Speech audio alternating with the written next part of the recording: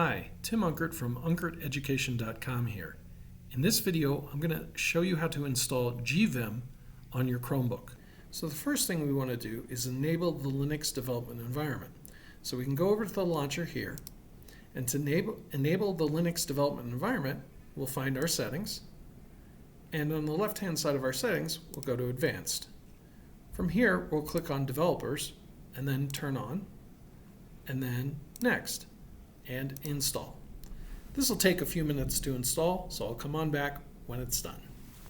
When Linux is installed, a terminal will pop up. I'll maximize the terminal and increase the font size so you can see what I'm going to do next.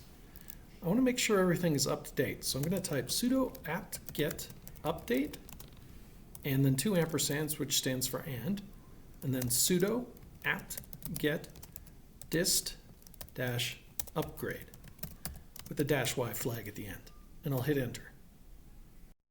Now that the Linux development environment is installed and enabled, we can install Gvim by typing sudo apt install vim-gtk3 and hitting enter. It's going to prompt you to take some additional space. I'll say yes.